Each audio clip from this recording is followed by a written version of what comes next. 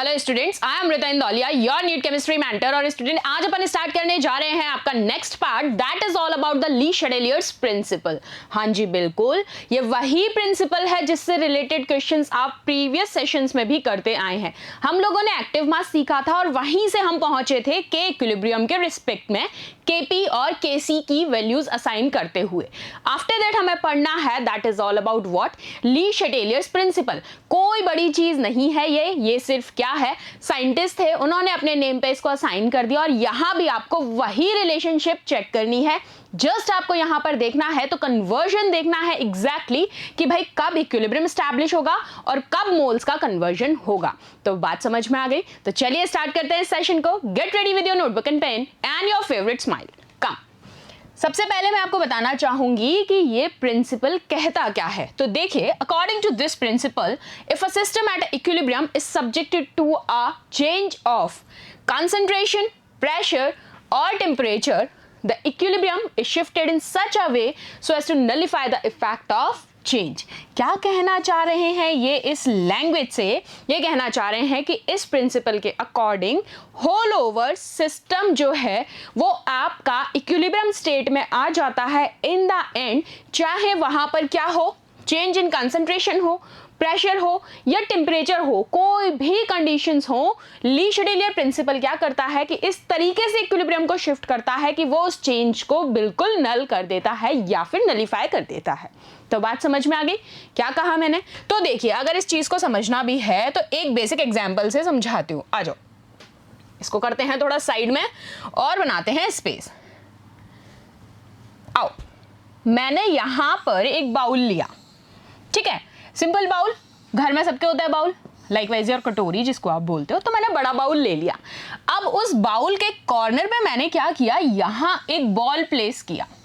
समझना इस चीज को, सिर्फ रिलेट करना है सो दैट आपका कंसेप्ट क्लियर हो जाए कि हाँ मैं कहना क्या चाह रही हूं। अब ये बाउल का आपको शेप दिख रहा है, समहाउ अ ओवल काइंड शेप। ये बॉल क्या करेगी, जैसे ही मैंने इस कॉर्नर पे रखी तो ये यहां बैठे तो नहीं रहेगी, ये डिस्प्लेस होना शुरू होगी, यहां आएगी, देन डिस्प्लेस यहां, देन यहां एंड यहां। तो आप देख रहे हैं कि इस बॉल के अंदर जो मूवमेंट हो रहा है वो कैसा हो रहा है, back and throw movement regular हो रहा है from this to this direction. देख रहे हैं हम। और फिर आप कहेंगे एक पोजीशन ऐसी आएगी कि जहां पर जाके ये बॉल जो है बीच में आके स्टेबल हो जाएगी, जिसको आप क्या कहेंगे, that is your part of equilibrium. तो क्या ये ली शेडेलियर जनाब भी वही कहते हैं जो अब तक और कंसेप्ट में हम पढ़ते आए थे कि हमें in the end equilibrium state के ऊपर चेंज को एक्सेप्ट करना है और देखना है। और यहां इस प्रिंसिपल ने यही कहा है, चाहे चेंज हो कंसंट्रेशन में, प्रेशर में या फिर टेम्परेचर में, ये इक्विलिब्रियम को इस अकॉर्डिंग शिफ्ट कर देंगे कि वो चेंज बिल्कुल नेग्लेक्ट हो जाए। क्लियर? चलिए अब आ जाइए। सबसे पहले मैं यहां पर आपसे बात करूंगी कंसंट्रेशन के टर्म के रिस्पेक्ट में, यानी चेंज इन कंसंट्रेशन। तो सुनिए, अगर मैं कहती हूं कि रिएक्टेंट की कंसंट्रेशन इंक्रीज कर दी जाए, व्हाट आई सेड, मैंने कहा रिएक्टेंट की कंसंट्रेशन मैं इंक्रीज कर रही हूं, ठीक है, ध्यान से समझिएगा इस कॉन्सेप्ट को। तो आप क्या कहेंगे कि इक्विलिब्रियम जो शिफ्ट होगा वो किस डायरेक्शन में हो जाएगा, ऑन एन ऑब्वियस प्रोडक्ट्स की डायरेक्शन में आप कहेंगे कि आपका इक्विलिब्रियम स्टैब्लिश हो जाएगा। तो क्या मैं इस केस को वाइस वर्सा भी कह सकती हूं? कह सकती हूं या नहीं? बिल्कुल कह सकती हूं। यानी कि मैंने आपसे कहा कि आप घर में ली शेडेलियर प्रिंसिपल अगर समझना है तो एक बेसिक चीज समझ लो कि आप बिल्कुल आराम वाले स्टेट में हैं। मैं यहां पर हूं, आप घर में रेस्ट कर रहे हैं, कुछ भी कर रहे हैं, आप आराम से बैठे थे। ऑल सडन, क्योंकि आपको बहुत टाइम हो गया सोते हुए, आपकी मम्मा बहुत आवाज दे रही थी लेकिन आपका उठने का मन ही नहीं था। मम्मा आती है, आपके मुंह पर ठंडे पानी की बोतल, बस मजा आ गया। क्या हुआ, आपको कहीं ना कहीं छेड़ा गया। जब छेड़ा हुआ तो आपके अंदर से कुछ ना कुछ रिएक्शन जरूर आया होगा, चाहे आप चिल्लाए होंगे मम्मा यार पानी क्यों डाल दिया, कहा होगा, या फिर अगर यही काम फ्रेंड ने किया हो तो वो वर्जन दूसरा होगा। तो हर चीज का जैसे इक्वल एंड अपोजिट रिएक्शन होती है, वही ली शेडेलियर जी कहते हैं कि इक्विलिब्रियम स्टेट में आप रहेंगे और अगर आपको छेड़ा जा रहा है तो वहां से आपको बराबर रिएक्शन आएगा। आप समझ गए इस चीज को? अब इसको कहां अप्लाई करना है, सिर्फ रिएक्शंस पे। तो दिक्कत कहां है, आ जाओ। क्या कहा मैंने? कंसंट्रेशन के टर्म में क्या कहा? अगर रिएक्टेंट की कंसंट्रेशन इंक्रीज कर रही हूं तो इक्विलिब्रियम किधर शिफ्ट हो जाएगा? प्रोडक्ट्स की तरफ शिफ्ट हो जाएगा। किसका पार्ट था? In the concept of change in concentration. चलो, और इसी चीज को मैंने कहा वाइस वर्सा कि अगर मैं रिएक्टेंट की कंसंट्रेशन को इंक्रीज नहीं कर रही हूं, डिक्रीज कर रही हूं, तो भी आप क्या कॉन्सेप्ट देख लेंगे। तो बात समझ में आ गई? चलो, next part is change of pressure. जैसे हमने कंसंट्रेशन के रिस्पेक्ट में चेक किया, सेम वही अब प्रेशर के रिस्पेक्ट में चेक कर लेते हैं। तो आप कह रहे हैं कि अगर सिस्टम के ऊपर प्रेशर इंक्रीज हो रहा है, क्योंकि किस में पढ़ रहे हो? केमिस्ट्री में। केमिस्ट्री में पूरी की पूरी कहाँ चलाना है? सिस्टम पे। जब बात की जाए सराउंडिंग की तो याद करना फिजिक्स वाले सर को, जब बात की जाए केमिस्ट्री की तो याद करना है सिस्टम को। ठीक है, सराउंडिंग, फिजिक्स, सिस्टम, केमिस्ट्री। आ जाओ, क्या करोगे यहां पर? मैंने कहा प्रेशर जो है तुमने सिस्टम का इंक्रीज कर दिया, क्या फर्क पड़ जाएगा उससे? तो मैं ये कह सकती हूं कि जब प्रेशर इंक्रीज कर दिया और अगर मैं किसी ऐसे स्टेट की बात कर रही हूं जहां पर वॉल्यूम भी रिक्वायर्ड है, तो वॉल्यूम वहां पर क्या होगा? डिक्रीज होगा। तो इन दोनों पॉइंट्स को बिल्कुल दिमाग में डाल लेना, that both are inversely proportional to each other. आगे बात समझ में? If you are increasing the pressure then volume is decreases, if you are increasing the volume then pressure is decreases. So both are inversely proportional to each other. ठीक, अब चलो इस चीज को मैं आपसे एक नॉर्मल वे में पूछती हूं। मैंने एक एग्जांपल लिया आपके पास कि मैंने आपको एक रिएक्शन दी, याद आ गई होगी, N2 प्लस 3H2 यही होती है जिसको हम कहते हैं ट्वाइस ऑफ NH3। कहते हो या नहीं? बताओ, यही कहते हो। मैंने आपसे कहा कि ये लीजिए मैं यहां पर या फिर आप जो हैं यहां पर NH3 दिस, आप क्या कर रहे हैं? आपने कहा कि मैं NH3 की कंसंट्रेशन को बढ़ा रहे हैं। आप NH3 की कंसंट्रेशन को बढ़ा रहे हैं, जबरदस्ती धक्के दे रहे हैं आप NH3 की कंसंट्रेशन में। तो जो जनाब सिस्टम है वो जस्ट आपके रिवर्स चलेंगे। सिस्टम क्या करेगा? इक्विलिब्राइज करेगा उसको और वो उसको डिक्रीज करेगा। तो बात समझ में आ गई? आप जो काम करेंगे उसका रिवर्स काम सिस्टम करेगा यहां पर इस चीज को इक्विलिब्राइज करने के लिए। आइए देखिए, the total number of moles per unit volume increases, यही हमने बात की। So according to Le Chatelier's principle, the equilibrium shift in the direction in which there is a decrease in number of moles। तो बात समझ में आई कि equilibrium कहाँ शिफ्ट होगा? जहां पर नंबर ऑफ मोल्स जो हैं वो डिक्रीज हो रहे होंगे। कर लेंगे इस चीज को क्लियर? ये लीजिए, मेंशन कर लीजिए, पॉइंट आउट कर लीजिए, वेरी वेरी इंपॉर्टेंट लाइन कि इक्विलिब्रियम उस डायरेक्शन में शिफ्ट होगा जहां पर नंबर ऑफ मोल्स क्या हो रहे हैं? डिक्रीज हो रहे हैं। बात क्लियर है? चलिए आओ नेक्स्ट प्रोसीड करते हैं। अब मैंने अगर आपसे कहा अगर नंबर ऑफ मोल्स जो हैं गैसेस के उनके अंदर कोई चेंज नहीं हो रहा है, अब मेरा क्वेश्चन सुनिए। अभी आपने एक लाइन पढ़ी कि हम इक्विलिब्रियम उधर शिफ्ट हो जाएगा या फिर कर दिया जाएगा जहां पर नंबर ऑफ मोल्स डिक्रीज हो रहे हैं। मेरा क्वेश्चन आपके ये है कि मान लीजिए मैंने कहा यहां कोई चेंज ही नहीं हो रहा है नंबर ऑफ मोल्स में रिएक्शन के अंदर, तो मुझे बताइए कि प्रेशर पर क्या फर्क पड़ेगा। ये है मेरा सिंपल सा क्वेश्चन, क्योंकि यहां आप चेंज इन प्रेशर के रिस्पेक्ट में बात कर रहे हैं और वो कॉन्सेप्ट जो अभी आपको बताया गया कि प्रेशर के रिस्पेक्ट में कहां पर शिफ्ट हो रहा था इक्विलिब्रियम, जहां नंबर ऑफ मोल्स डिक्रीज हो रहे थे। अब मेरा क्वेश्चन क्या था? फिर से मैं वही रिपीट कर रही हूं कि कोई भी चेंज नहीं होगा, नंबर ऑफ मोल्स जितने थे उतने ही रहेंगे। लाइकवाइज 5 मैंने दिए तो वो 5 ही रहेंगे। अब मुझे बताओ प्रेशर पे क्या फर्क पड़ेगा? क्या कोई फर्क पड़ेगा यहां पर? तो आपका आंसर होना चाहिए बिल्कुल भी नहीं। इक्विलिब्रियम पे कोई इफेक्ट नहीं होगा। जब आप number of moles he change नहीं करेंगे तो इक्विलिब्रियम शिफ्ट कैसे होगा? नहीं हो सकता। डायरेक्शन में कोई चेंज नहीं आएगा। बहुत ही बेसिक सी ये बात थी, लेकिन ये बेसिक सी बात कई बार आपके दिमाग से स्किप हो जाती है। क्यों स्किप हो जाती है? क्योंकि हमने रटा हुआ होता है चीज़ों को। यहाँ चीज़ें रटनी नहीं है। मैंने हमेशा कहा है केमिस्ट्री, फिजिक्स ऐसे सब्जेक्ट्स हैं जिनको रटने की तो आवश्यकता ही नहीं है। जितना ज़्यादा प्रैक्टिकल और लॉजिकल होंगे उतने ही ज़्यादा आपके डाउट्स यहाँ पर क्लियर रहेंगे। चलिए नेक्स्ट, तो चलिए नेक्स्ट देखते हैं। नेक्स्ट क्या है, चेंज इन टेम्परेचर। तो यहाँ आप कुछ चीजें याद रखोगे। इक्विलिब्रियम कंडीशन की किस रिस्पेक्ट में बात की जाएगी, जब हम टेम्परेचर चेंज करते हैं। तो temperature change means external conditions की यहाँ पर बात होगी। और जब जब टेम्परेचर चेंज की बात होगी तो होपफुली याद होंगे प्रीवियस सेशंस जिनमें हम कहा करते थे थर्मल कंडीशंस, वही बात है। चेंज इन टेम्परेचर कह लो, थर्मल कंडीशंस कह लो, सेम चीज है। तो सुनिए, if the temperature at equilibrium is increased,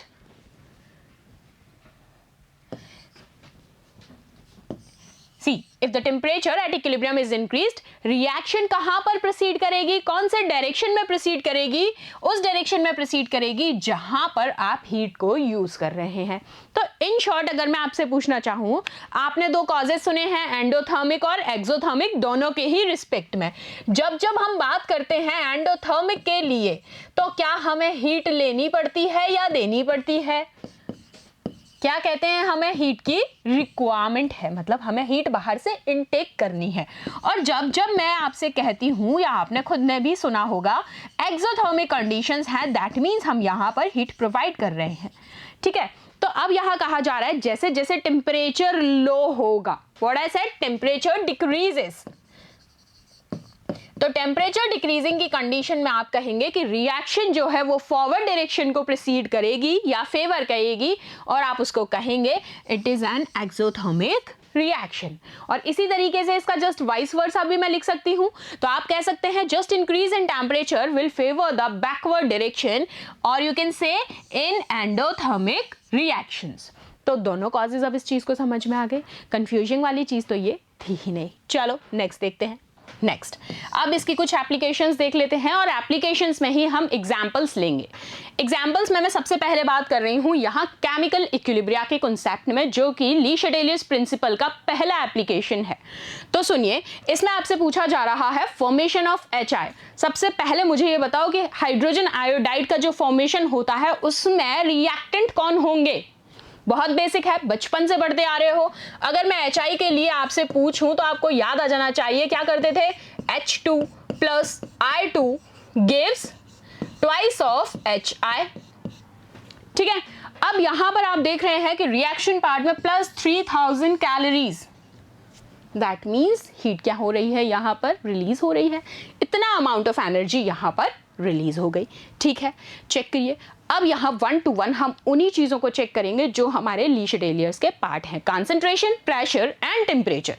अब पूछा जाता है इस रिएक्शन के रिस्पेक्ट में अगर आपसे कंसंट्रेशन टर्म में, तो याद रखना है H2 एंड I2, जब जब इनकी कंसंट्रेशन इंक्रीज होगी, क्या कहा मैंने, जब जब इनकी कंसंट्रेशन इंक्रीज होगी तो आप यहां पर क्या कहेंगे, इंक्रीज एट इक्विलिब्रियम। तो सिस्टम जो है आपका, क्योंकि किससे रिलेट कर रहे हैं, एक आप एक आपका सिस्टम, तो जो सिस्टम है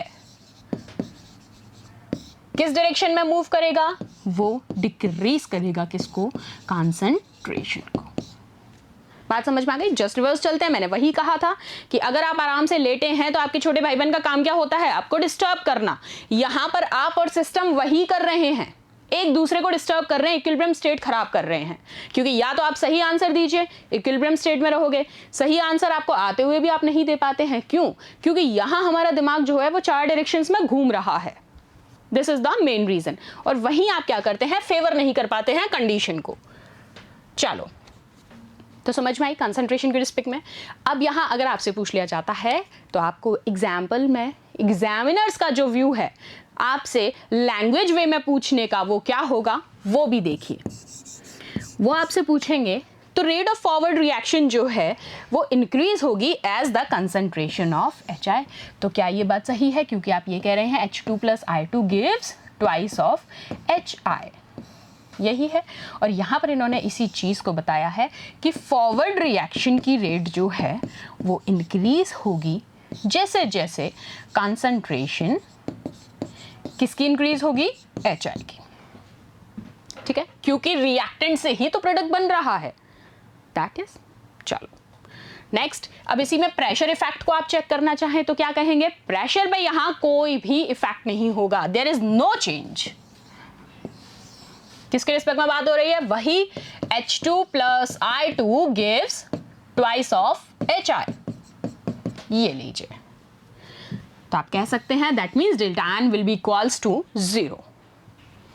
So it is not affected by the change in the pressure or volume. और ये भी पढ़ चुके हो that both are inversely proportional to each other. ठीक है, चलो। और टेम्परेचर इफेक्ट पूछ लूँ तो टेम्परेचर रिएक्शन का पार्ट है, हमें पता है रिएक्शन कैसी है, क्या हो रहा था वहाँ, एनर्जी रिलीज हो रही थी, दैट मीन्स एक्सोथर्मिक रिएक्शन। देखा था लास्ट में हमने, वहां पर प्लस 3000 कैलोरीज मेंशन था, that means heat is release out, so that the reaction will be exothermic. तो आप कहेंगे thus the backward reaction move faster when temperature is increased so that the formation of HI is less. ये देखिए यहाँ ये जो चीज़ मैं लिख के दे रही हूँ ना, ये बिल्कुल सेम एग्जामिन की लैंग्वेज है, जिस लैंग्वेज में क्वेश्चन पूछा जाता है। क्वेश्चन यहाँ से सीधा बन जाएगा, 10 हटा दिया जाएगा, आपसे पूछा जाएगा as the backward reaction move faster when temperature is increased in the case of option A this, option B this, option C this, और एक ऑप्शन ये सही वाला अगर पढ़ा है तो सही पता होगा, नहीं पढ़ा होगा तो फिर तो क्या कहना, आगे वाले भैया पीछे वाले भैया, या फिर जय माता दी, लेट्स रॉक। आ जाओ। अब इन शॉर्ट इन कंडीशंस को याद रखने के लिए वो ट्रिक्स भी मैंने बता दी हैं, क्योंकि मुझे पूरा भरोसा था, तुमसे मैं कितना भी कह लूँ फ्लो चार्ट बना लो, ये कर लो वो कर लो, तुम जब तो बहुत सुनते हो, शुरुआत में बनाए थे, अब तो आराम में आ गए कि कुछ नहीं मैम करके दे ही देगी हमें। तो ये लो, इन शॉर्ट फेवरेबल कंडीशंस क्या हैं, HI की ग्रेटर यील्ड की हाई कंसंट्रेशन होनी चाहिए, H2 और I2 की, लो टेम्परेचर रेंजेस होनी चाहिए, और प्रेशर का इफेक्ट तो होगा ही नहीं, ना प्रेशर का ना ही वॉल्यूम का। क्लियर है? एक और एग्जाम्पल से चेक करें, एप्लीकेशन पार्ट में आ जाओ। अब नेक्स्ट है हमारा formation of NO, those are the applications. अब NO की फॉर्मेशन करनी है तो देखो N2 plus O2 gives twice of NO, लेकिन यहां देख रहे हो minus 43,200 calories, that means the reaction is endothermic. चलो चेक कर लेते हैं। सबसे पहले वही मैं एक केस चेक कर लूं कंसंट्रेशन वाला। चलो, अगर कंसंट्रेशन की मैं बात कर रही हूं N2 एंड O2 के रिस्पेक्ट में, इन दोनों के रिस्पेक्ट में बात हो रही है, क्योंकि ये हमारे क्या है, रिएक्टेंट्स। तो आपने कहा N2 और O2 की जैसे जैसे कंसंट्रेशन बढ़ेगी तो आपका जो सिस्टम बाबा है वो क्या करेंगे, रिएक्शन को किधर मूव कराएंगे, फॉरवर्ड डायरेक्शन में। देखो यही चीज मैंने यहां मेंशन की है, चेक कर लो। When a concentration of N2 or O2 is increased, then the system moves in a direction in which N2 or O2 is used up, or you can say the rate of forward reaction increases. यही बात है। चलो अब देखिए next क्या है, next है effect of pressure. किसके रिस्पेक्ट में बात चल रही है, बार बार वही NO वाले केस में। तो प्रेशर का इफेक्ट अगर अपन देखना चाहें तो यहां पर डेल्टा एन क्या हो जाएगा, 0। कैसे, the formation of NO is not affected by the change in pressure. So आप कह सकते हैं कि delta n will be equals to what, 0। अब इसी के साथ अगर मैं टेम्परेचर भी इसका चेक कर लूं, टेम्परेचर रेंजेस भी मैं अगर यहां चेक कर लूं, तो आप कहेंगे कि NO के केस में जो फॉर्मेशन है उसका वो एंडोथर्मिक प्रोसेस को फॉलो कर रहा है। कौन से प्रोसेस को, एंडोथर्मिक को। और इसकी वजह से आप कहेंगे this increase in temperature favours what, backward reaction को फेवर करेगा in the case of NO। और यहां आप फिर से कहेंगे that delta n will be equals to what, 0। चलो नेक्स्ट देखो, आपने दो एग्जाम्पल मैंने बताया था आपको, एक H2 और I2 वाला प्रेशर के रिस्पेक्ट में, और वहां मैंने आपसे बात की थी CO और H2 को लेके भी, लेकिन वहां जो डिस्कशन था थोड़ा सा अधूरा रह गया था। उस CO और H2 में अगर मैं इस रिएक्शन बेसिस लिखूं तो क्या सबसे पहले मैं रिएक्शन लिख लूं, तो चलिए लिखते हैं, carbon plus H2O gives CO plus H2। सबसे पहले रिएक्शन लिख लो। अब यहां मैं क्या बात करूंगी, इक्विलिब्रियम कंडीशन में प्रेशर के रिस्पेक्ट में आपसे पूछना चाहूंगी। तो आप ये देखिए यहां जो इक्विलिब्रियम कंडीशन है वो बैकवर्ड डायरेक्शन की तरफ प्रोसीड कर रही है इन टर्म्स ऑफ प्रेशर। तो ये केस बहुत इंपॉर्टेंट केस है, इस चीज को याद रखना कि जब जब प्रेशर के रिस्पेक्ट में हम CO और H2 के लिए बात कर रहे हैं तो in respect to pressure in the equilibrium condition reaction favours और प्रोसीड्स इन बैकवर्ड डायरेक्शन। चलिए अब यहां अगर आप नंबर ऑफ गैसेस मोल्स देखेंगे प्रोडक्ट्स के रिस्पेक्ट में वो ज्यादा है रिएक्टेंट से, क्योंकि प्रोडक्ट में 2 है, रिएक्टेंट में कितने हैं? 1। ठीक है, और अगर मैं कहूं कि प्रेशर यहां इंक्रीज हो रहा है, क्या कहा? प्रेशर मैंने अगर इंक्रीज कर दिया तो इक्विलिब्रियम कौन सी डायरेक्शन में शिफ्ट होगा? जहां पर कम नंबर ऑफ मोल्स होंगे, तो आप कह सकते हैं लेस नंबर ऑफ मोल्स की तरफ शिफ्ट करेगा इक्विलिब्रियम। और किसके रिस्पेक्ट में बात चल रही है? Gaseous species. तो होल ओवर आप ये कह सकते हैं this decreases the total pressure in the case of CO and H2। और ये चीज आपने कहां से पढ़ी थी, कहां से सीखी थी? ऑलरेडी हम ली शटेलियस प्रिंसिपल जब पढ़ रहे थे तो हमने टोटली प्रेशर के रिस्पेक्ट में वहां पर डिस्कशन किया था और वहीं से ये कॉन्सेप्ट उठाया गया था, इस एग्जाम्पल को रिलेट किया गया था फ्रॉम द ली शटेलियस प्रिंसिपल। तो बात समझ में आ गई है। जब CO के और H2 के केस में बात कर ली जाए तो याद रखना number of moles of products जो हैं वो ज्यादा होंगे किससे? रिएक्टेंट से। दूसरी चीज ये कि प्रेशर जब जब इंक्रीज किया जाएगा तो रिएक्शन जो है वो लेस नंबर ऑफ मोल्स की तरफ प्रोसीड करेगी या फेवर करेगी, जिसकी वजह से आप कहेंगे on and on total pressure यहां पर डिक्रीज होगा रिएक्शन के अंदर। तो बात समझ में आ गई है। चलो अब यहां पे एक चीज और मैं आपको बताना चाहूंगी इसी के साथ, वो है effect of inert gas addition. क्योंकि आपने बेसिक रिएक्शंस देखी, बेसिक एग्जांपल सारे समझे, लेकिन अगर यहीं पर आपको एग्जामिनर पूछ लेते हैं कि सारे रिएक्शन तुम गैसियस फेज में बता रहे हो, मुझे ये चीज बताइए कि अगर यहां पर मैं इनर्ट गैस ले लेता हूं रिएक्शन के अंदर तो क्या फर्क पड़ेगा?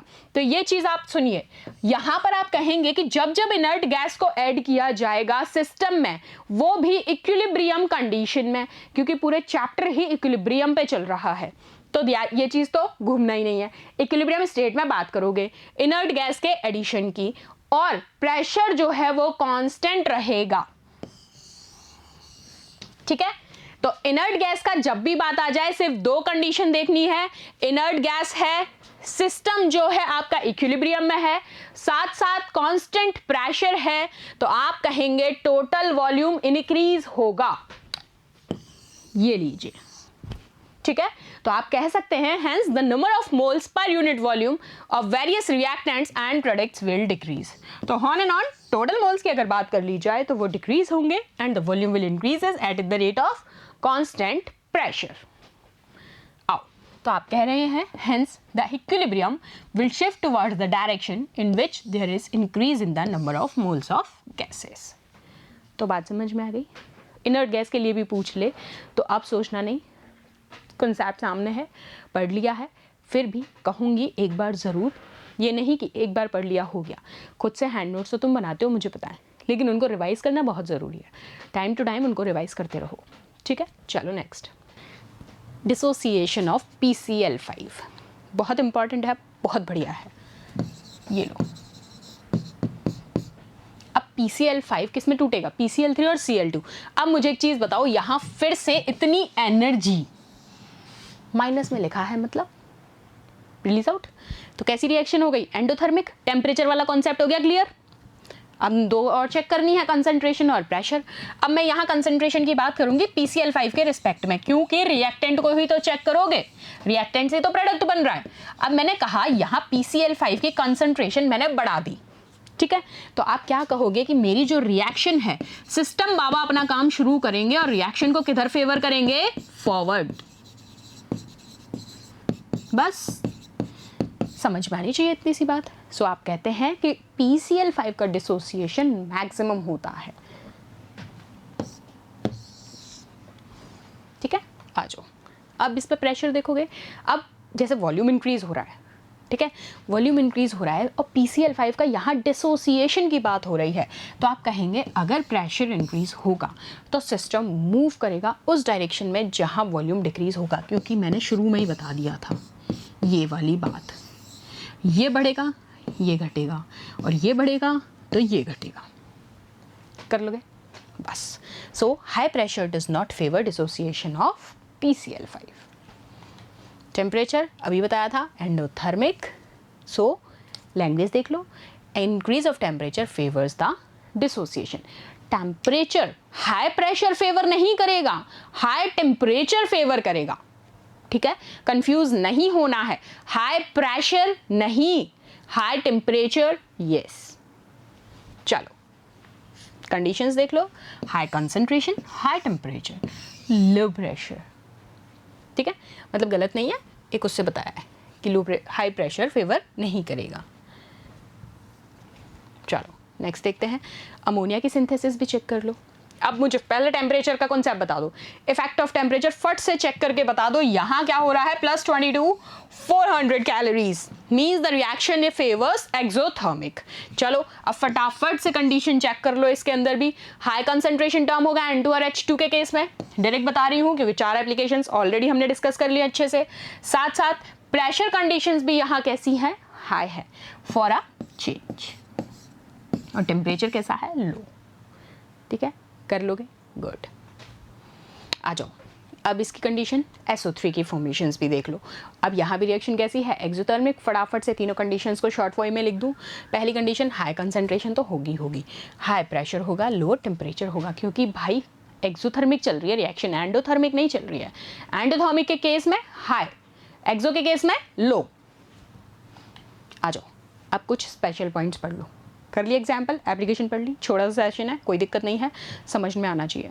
ली शेडेलियर लास्ट पार्ट होता है, इसके बाद एक पार्ट और पढ़ेंगे। रिएक्शन क्वेश्चन तुम वैसे पढ़ चुके हो, मैं बता चुकी हूँ, लेकिन फिर भी डिग्री ऑफ डिसोसिएशन और रिएक्शन क्वेश्चन भी हम पढ़ेंगे।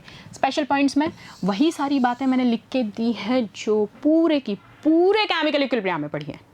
ठीक है, पूरा की पूरे केमिकल इक्विलिब्रियम के स्पेशल पॉइंट्स यहाँ लिखे हैं, सुनते जाओ 1 to 1।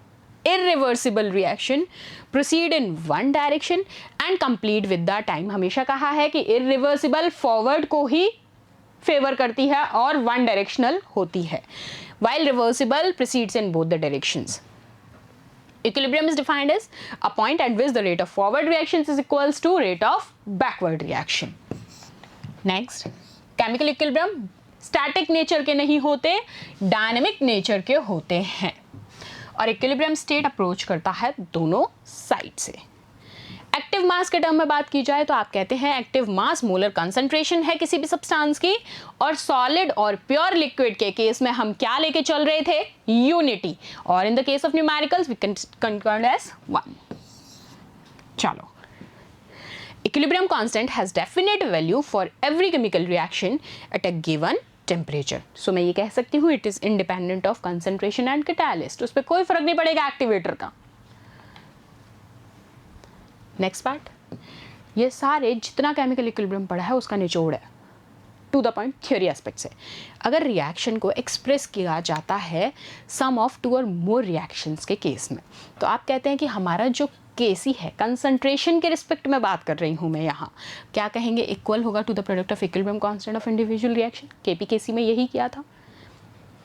Change in temperature, pressure और कंसंट्रेशन वो क्या फेवर करते हैं, फेवर करते हैं किसी एक रिएक्शन को और शिफ्ट हो जाते हैं इक्विलिब्रियम को किसी भी वन डायरेक्शन में। लाइकवाइज कैटलिस्ट जो होता है वो एबल होता है सिस्टम को इक्विलिब्रियम तक जल्दी पहुँचाने के लिए। इसका एग्जाम्पल तो तुम्हारे सामने बहुत अच्छा है। कौन सा एग्जाम्पल, कि तुमको इंस्टीट्यूट आना है, कौन सा इंस्टीट्यूट, चलो बढ़िया से समझेंगे इसको।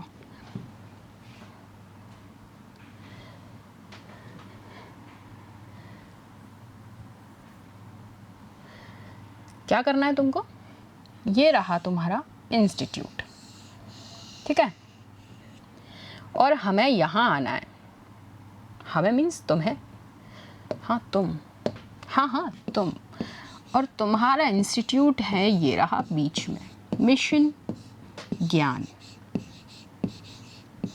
ठीक है। अब आपने क्या काम किया, अब आप मिशन ज्ञान आना है, ठीक है, आओगे तो है ही, क्योंकि आना तो पड़ेगा ही, घर पे तो मम्मी डांटेंगी। अब मिशन ज्ञान आने के लिए तुमको क्या हरकत चाहिए कि तुम्हारे अंदर एक आलस आ जाता है, अरे यार फिर क्लास है, फिर क्लास लेनी है, ये वो। तो मिशन ज्ञान ने तुम्हारे लिए एक इजी प्लेटफॉर्म निकाला कि ठीक है, अगर आने जाने में इतना आलस होता है तो भाई डाउनलोड करो हमारी फ्री ऐप को और घर बैठे तुम आराम से पढ़ लो। तो यहाँ पर मिशन ज्ञान के इस जो ऐप प्लेटफॉर्म था that is free for all also. इसने आपको क्या प्रोवाइड किया, इसने एक्ट किया कैटलिस्ट की तरह, इसने एक्टिवेटर को चार्ज किया, एक्टिवेटर पुल किया, और इन्होंने कहा भाई यहाँ तो हमने कैटलिस्ट का खेल खेल लिया। लेकिन फिर भी कुछ काम होता है थोड़ा बहुत, तो आपको मिशन ज्ञान आना पड़ता है। अब मिशन ज्ञान लाइक मान लो ये रहा तुम्हारा घर, ठीक है, ये तुम्हारा प्यारा सा घर। अब यहाँ से जो मिशन ज्ञान का डिस्टेंस है ये है कुछ 10 मिनट का। सुनना मेरी बात, ठीक है। और यहाँ मिशन ज्ञान से थोड़ा सा आगे चल के तुम्हारे फ्रेंड का घर है, ठीक है। अब उसका डिस्टेंस भी मिशन ज्ञान से 10 मिनट का ही है। अब मेरा पॉइंट समझना यहाँ पर, जो मैं कहना चाह रही हूँ तुमसे, तो मेरा कहना ये है कि तुमको यहाँ से मिशन ज्ञान आने में 10 मिनट लगने हैं और यहाँ से तुम्हारा फ्रेंड उठ के आएगा, उसको भी 10 मिनट ही लगने हैं। लेकिन तुमसे कहा जाता है आज किसी को कोई व्हीकल नहीं मिलने वाला है, जाओ 11 नंबर की गाड़ी से। अब 11 नंबर की गाड़ी तो पता ही होगी, पैदल चलना, उसी को हम कहते थे 11 नंबर की गाड़ी। अब तुमने यहाँ पर 11 नंबर की गाड़ी के लिए सोचा, रे यार मैं यहाँ जाऊँ, फिर यहाँ मुझे इससे भी मिलना है, यहाँ जाऊँ। दोनों ने डिसाइड किया एक काम करते हैं कि यार मैं तेरे पास आऊँ या तू मेरे पास आए, बहुत ज़्यादा टाइम लग जाएगा, एक काम करते हैं दोनों मिशन ज्ञान पहुँच जाते हैं फटाफट से, इंस्टीट्यूट आजा भाई, चल ठीक है। अब दोनों चले। अब इतने में मेरे दोस्त ने फ़ोन कर दिया कि अरे यार सुन, तू पैदल क्यों आ रहा है, मेरे पास एक्टिवा है, मैं एक्टिवा लेके आता हूँ, मैं तुझे ले लेता हूँ बीच से। अब जो एक्टिवा से जो तुम्हें पैदल, तुम्हारी 11 नंबर वाली बस थी, तुम्हारे पैर, ठीक है, उससे तुम्हें 10 मिनट लग रहे थे। लेकिन जैसे ही तुम्हें ऑप्शन मिल गया किसका, एक्टिवा का, एक्टिवा के ऑप्शन ने तुम्हें कैटलिस्ट की तरह हेल्प की, क्योंकि इससे तो हमें कितना टाइम लगना था यहाँ पहुँचने में, 2 मिनट, और यहाँ से भी कितना लगना था, 2 मिनट। चलो 5 मान लेते हैं। 5 कैसे लगेंगे, 5 ऐसे लगेंगे कि 2 मिनट पहुँचे, 1 मिनट पार्किंग में हाय हेलो करने में, 1 मिनट तुम्हारे रेडी होने में, बाल छाल बनाने में, और 2 मिनट तुम्हारा ऊपर जाने में। तो यहाँ भी मान लो चलो 5 मिनट, ये तुम्हारे हलचल का टाइम भी यहाँ पर हमने कर दिया। तो यहाँ इस एक्टिवा ने किसकी तरह एक्ट किया, कैटलिस्ट की तरह। साथ साथ ये जो मिशन ज्ञान की ऐप थी आपकी, ठीक है, free app, free for all, it's totally free, free free free for all the educators, for all the parents, for all the students, anyone who wants to study free. हर तरीके का content भी यहाँ मिलेगा। इस मिशन ज्ञान ने पहले ही option दे दिया था, मत आना यार, कौन कह रहा है तुम्हें, हमने यहाँ कैटलिस्ट इतना तगड़ा बनाया है, ये जो हमारी ऐप है ये इतना तगड़ा कैटलिस्ट जनरेट कर दिया, तो तुमको काहे भ्रमण करना है। लेकिन हमें तो भ्रमण करना है सर, ये तो ऑनलाइन ऐप पे मिल जाएगा, लेकिन ये जो दोस्त के साथ बैठना है और यहाँ से जो पार्टी करनी है ये थोड़ी मिल जाएगी। लेकिन वहाँ भी काम कौन आया, मिशन ज्ञान, क्योंकि मिशन ज्ञान था आपका सेंटर पॉइंट। चलो हो गई बात समझ में। कैटलिस्ट का एग्जाम्पल इससे बढ़िया तो अब मुझे नहीं लगता कि कोई और हो सकता है, या फिर इससे बेस्ट कैटलिस्ट का एग्जाम्पल एक ही हो सकता है, जब तुम उठते नहीं हो और तुम्हारा एग्जाम और मम्मी की वो फ्लाइंग चप्पल याद आई, वो फ्लाइंग चप्पल जब आती है तो वो एकदम से कैटलिस्ट की तरह तुम्हें एक्टिव कर देती है। तो बस उस चप्पल से बेटर है पहले इस मोड पे आ जाओ, ठीक है, बात समझ में आ गई। चलो सॉरी, अब क्या करोगे, नेक्स्ट पॉइंट, प्रेशर और वॉल्यूम का कोई इफेक्ट नहीं होता है रिएक्शन में, as there is no change in the number of moles. हमने देख लिया है, इस चीज़ को दिमाग में रट लेना और बिठा लेना पूरा की पूरा, बहुत बार देखा है सारी एप्लीकेशंस में। Last, if the concentration of reactant is increased and product is removed, reaction will take place in the forward direction. कर लोगे, चलो नेक्स्ट। अब देखो रिएक्शन कोएफिशिएंट और इक्विलिब्रियम कांस्टेंट, ये क्या है, बहुत छोटी सी चीज़ है, हमें पता रिएक्शन रिवर्सिबल डायरेक्शन में है तो कैसे फेवर करेगी, दोनों तरफ से इक्वली एक्ट करेगी, फॉरवर्ड भी और बैकवर्ड भी। तो मैंने ले ली, ये मेरी रिएक्शन है, A + B गिव्स C+D। यहाँ रिएक्शन कोएफिशिएंट को आप कैसे डिनोट करते हैं, QC, रिएक्शन कोएफिशिएंट, ठीक है। ये QC क्या है, रेशो है प्रोडक्ट का of active masses of the products and the product of active masses of the reactants at any given time, यानी रिएक्टेंट और प्रोडक्ट का एक्टिव मासेस का प्रोडक्ट है। चलो फॉर्मूला देखा जाए तो कैसे लिख दोगे, क्योंकि मेरी रिएक्शन क्या थी, A + B गिव्स C+D। तो क्या आप जब KP/KC निकालते थे तब भी तो ऐसे ही लिखते थे, प्रोडक्ट ओवर रिएक्टेंट, तो वही चीज़ है, यहाँ लिख दिया QC = CD। ये क्या है, हम एक्टिव मास को रिप्रेजेंट कर रहे हैं, this is A and this is B, ये लो। So the concentration are not necessarily equilibrium, concentration. तो इक्विलिब्रियम पे देखा जाएगा तो आप क्या कहेंगे, वही Kc कंसंट्रेशन के रिस्पेक्ट में। तो क्या रिएक्शन कोएफिशिएंट भी इक्विलिब्रियम कांस्टेंट के इक्वल हो गया? बिल्कुल, Qc इक्वल्स टू Kc। अब यहाँ कंडीशन अराइज होंगी एक बार, वही ग्रेटर, लेसर और जीरो। तब मैंने पहली कंडीशन में कहा कि Qc जो है वो Kc से छोटा है, this Qc is lesser than Kc। तो आप कहेंगे रिएक्टेंट की कंसंट्रेशन ज़्यादा होगी प्रोडक्ट से, और सिस्टम कैसा होगा, इक्विलिब्रियम में नहीं आएगा। इक्विलिब्रियम में तो आएगा जब ज़ीरो होगा। तो देखो, और यहाँ पर जो प्रोडक्ट ओवर रिएक्टेंट की वैल्यू है वो भी कैसी आएगी, स्मॉल। सारी चीज़ें लिख लिख के दी हैं एक एक तरीके से, और फिर भी अगर गलती करके आ जाते हो ना तो फिर देखो तुम्हारी पिटाई। अब इक्विलिब्रियम एस्टैब्लिश के लिए क्या करेंगे, रिएक्शन को किधर चलाना पड़ेगा, फॉरवर्ड की तरफ। सो रिएक्टेंट गिव्स प्रोडक्ट, कर लोगे।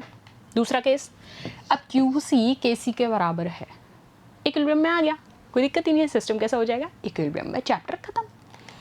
और केस थर्ड क्या होगा, Qc ग्रेटर है, तो यहाँ प्रोडक्ट और रिएक्टेंट वाली कंसंट्रेशन ज़्यादा हो जाएगी, इक्विलिब्रियम में अब भी नहीं है। तो हमें इक्विलिब्रियम में लाने के लिए कैसा करना पड़ेगा, backward direction. One is forward, one is backward and one is in the equilibrium.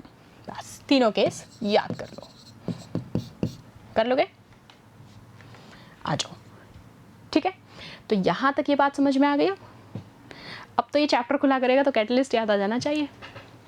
Institute के नाम पे जो तुम घूमते हो, इंस्टीट्यूट ने ऐसा कैटलिस्ट निकाला कि लो मत आओ तुम यहाँ, अब तुम्हें घर बैठे पढ़ाया जाएगा। तो you are thankful to your institute. ठीक है, चलो आ जाओ। अपार्ट फ्रॉम दिस मैं फिर से कहूँगी, यहाँ पर ये वाला सेशन खत्म, लीच मटेरियल खत्म। लास्ट सेशन है इस चैप्टर का, केमिकल इक्विलिब्रियम का, आयनिक स्टार्ट होगा। केमिकल इक्विलिब्रियम का डिग्री ऑफ डिसोसिएशन बचा है, जो हम नेक्स्ट पार्ट में करेंगे, करते हैं थोड़ी देर में। तब तक एक रेस्ट लो, छोटा सा ब्रेक लो, और ब्रेक के बाद इसको थोड़ा सा रिवाइज करके आना। ठीक है, नेक्स्ट सेशन में मिलते हैं। Thank you so much.